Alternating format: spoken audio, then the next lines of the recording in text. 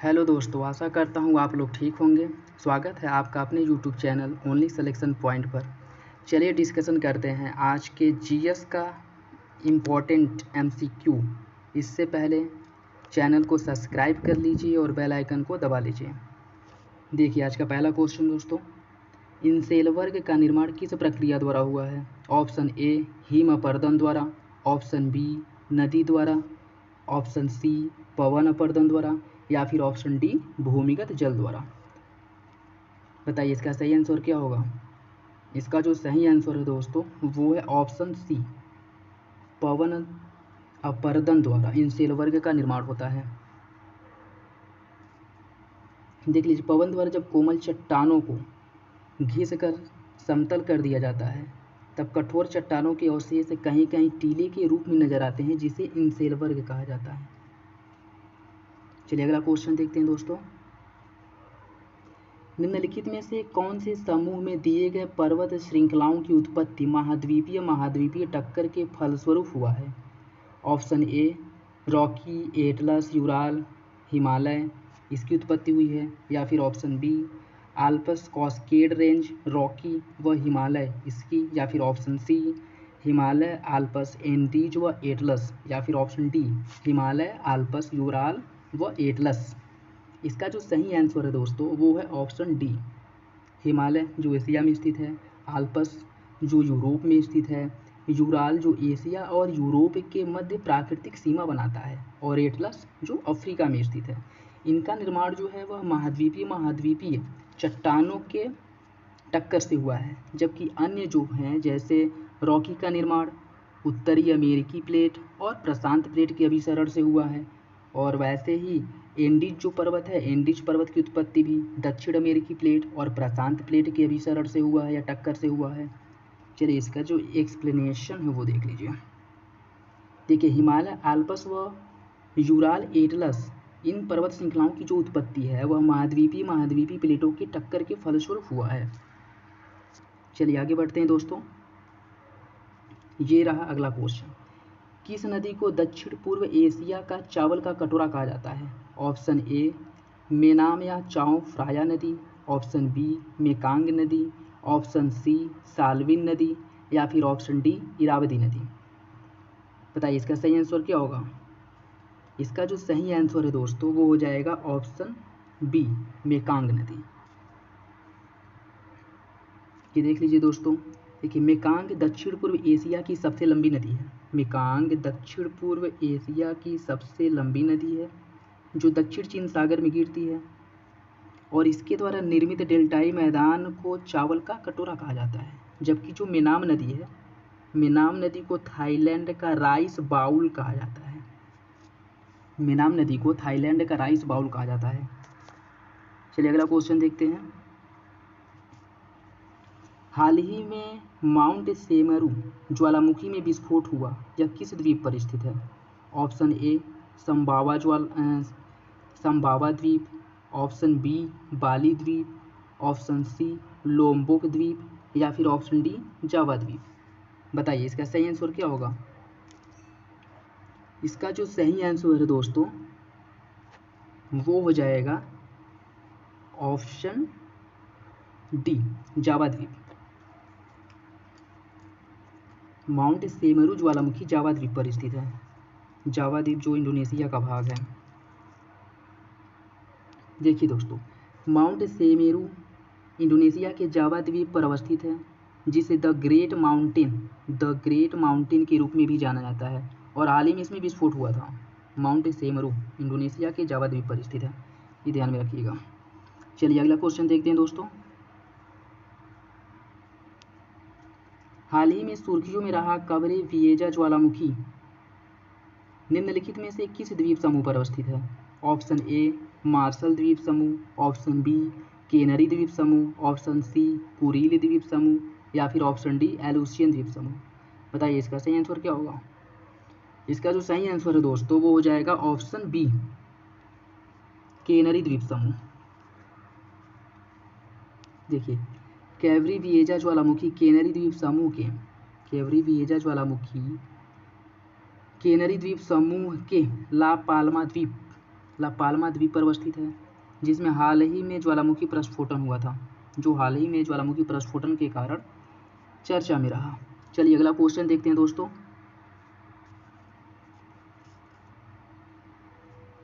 Canada की निम्नलिखित हिमनदीय अवशिष्ट झीलों को उत्तर से दक्षिण क्रम में व्यवस्थित कीजिए।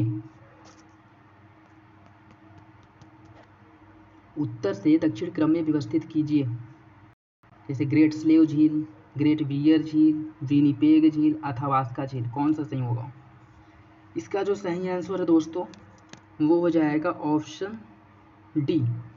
पहले नंबर पे आएगा ये ग्रेट बियर झील, ठीक, उसके बाद आएगा ग्रेट स्लेव झील, फिर आएगा अथावास्का झील, फिर आएगा विनिपेग झील। ठीक है दोस्तों, इसका जो सही आंसर है वो डी हो जाएगा।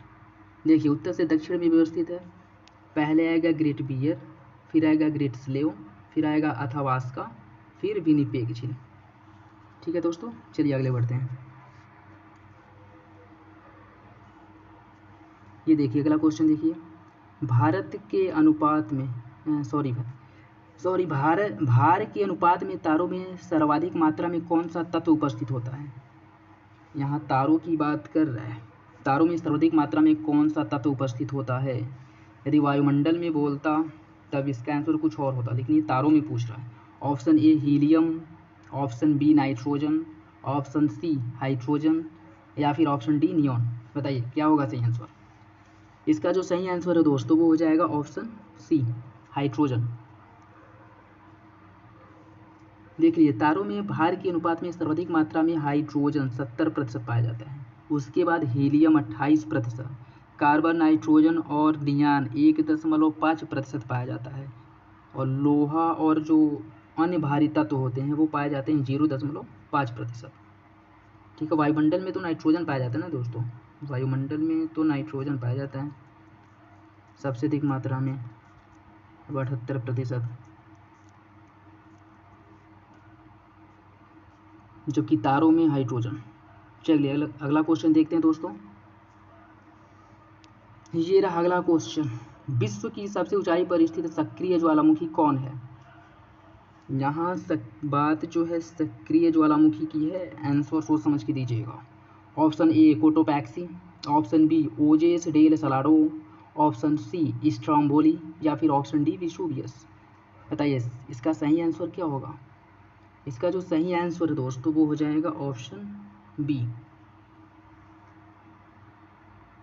ये देख लीजिए, विश्व का सबसे ऊंचाई पर स्थित सक्रिय ज्वालामुखी ओजोस डेल सलाडो है।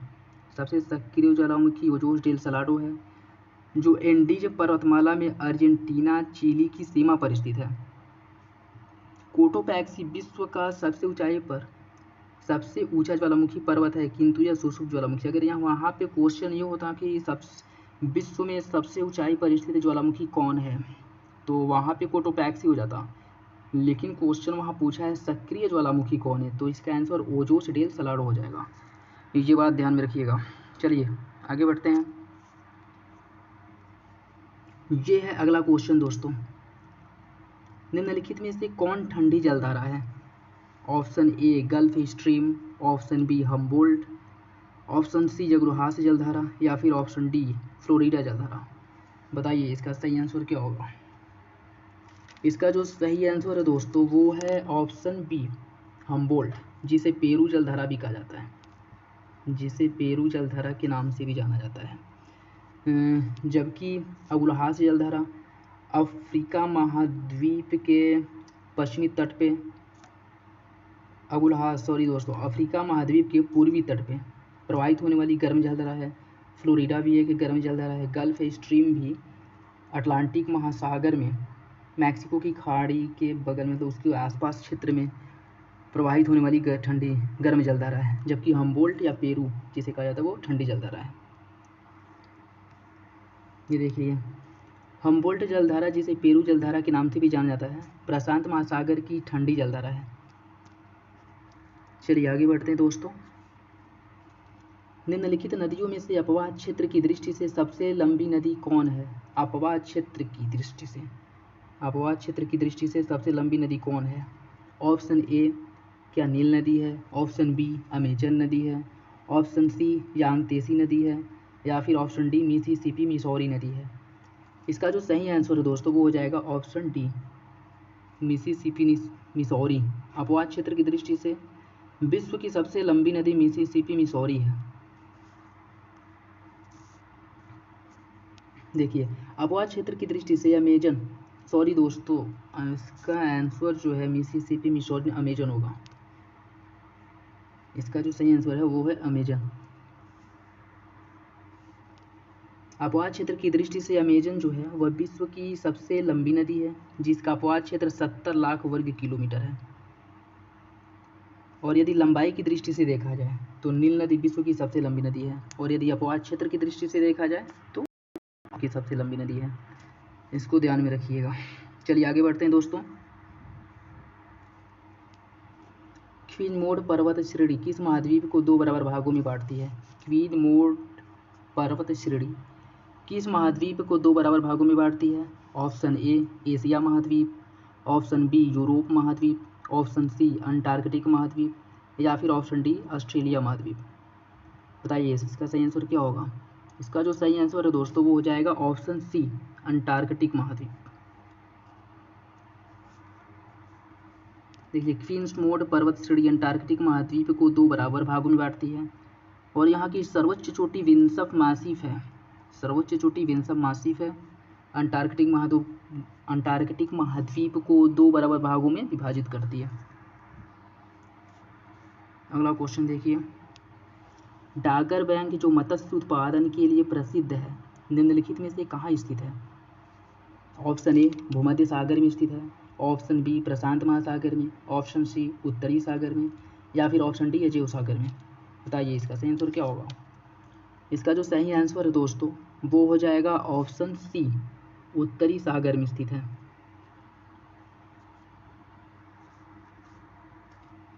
देखिए यूरोप का प्रसिद्ध मत्स्य उत्पादक क्षेत्र डागर बैंक और Great Fisher Bank, Dogger Bank और ग्रेट फिशर बैंक उत्तरी सागर में स्थित है। चलिए अगला क्वेश्चन देखिए, निम्नलिखित में से डेटम रेखा का संबंध किससे है? ऑप्शन ए अंतर्राष्ट्रीय तिथि रेखा से है, ऑप्शन बी 2 देशांतरों के मध्य की दूरी से है, ऑप्शन सी सूर्य एवं चंद्रमा के बीच की दूरी से है, या फिर ऑप्शन डी समुद्र तल की क्षैतिज रेखा जिससे ऊंचाई तथा गहराई की माप की जाती है। बताइए इसका सही आंसर क्या होगा? इसका जो सही आंसर साथियों वो हो जाएगा ऑप्शन डी समुद्र तल की क्षैतिज रेखा जिससे ऊंचाई तथा गहराई की माप की जाती है उसे डेटम रेखा कहते हैं। देख लीजिए डेटम रेखा क्षैतिज रेखा है जिसके सहारे ऊंचाई एवं गहराई की माप थियोडोलाइट की सहायता से की जाती है। तो ये भी पूछ ले कि डेटम रेखा की माप किसकी सहायता से की जाती है, तो इसकी जो माप है वह थियोडोलाइट की सहायता से की जाती है, इसकी माप थियोडोलाइट की सहायता से की जाती है। चलिए आगे बढ़ते हैं। केंद्र सरकार द्वारा हाल ही में माउंट हैरियट का नाम बदल करके माउंट मणिपुर कर दिया गया है, यह कहाँ स्थित है? माउंट हैरियट का नाम बदल करके माउंट मणिपुर कर दिया गया, कहाँ स्थित है? ऑप्शन ए मणिपुर में स्थित है, ऑप्शन बी नागपुर में, ऑप्शन सी अंडमान निकोबार में, ऑप्शन डी लक्षद्वीप में। बताइए इसका सही आंसर क्या होगा? Option A Manipur? नहीं, इसका जो सही आंसर है दोस्तों वो हो जाएगा ऑप्शन सी अंडमान निकोबार द्वीप में स्थित है। देख लीजिए अंडमान और निकोबार द्वीप की तीसरी सबसे ऊंची चोटी अंडमान निकोबार द्वीप में स्थित तीसरी सबसे ऊंची चोटी है जिसका नाम बदल कर केंद्र सरकार द्वारा 16 अक्टूबर 2021 को माउंट मणिपुर कर दिया गया है। नाम बदल करके 16 अक्टूबर 2021 को केंद्र सरकार द्वारा माउंट मणिपुर कर दिया गया है। 1891 एंग्लो मणिपुर युद्ध के बाद 1891 एंग्लो मणिपुर युद्ध के बाद महाराजा कुलचंद ध्वज सिंह के साथ कई मणिपुरी लोगों को अंग्रेजों ने माउंट हैरियट में रखा था। अच्छा, जिस कारण उनको मतलब श्रद्धांजलि देने के लिए या फिर उनके सम्मान में केंद्र सरकार द्वारा उस अंडमान निकोबार द्वीप में स्थित जो माउंट हैरियट है उसका नाम बदल करके मणिपुर कर दिया गया है, माउंट मणिपुर। चलिए अगला क्वेश्चन देखते हैं दोस्तों। ये है आज का लास्ट क्वेश्चन।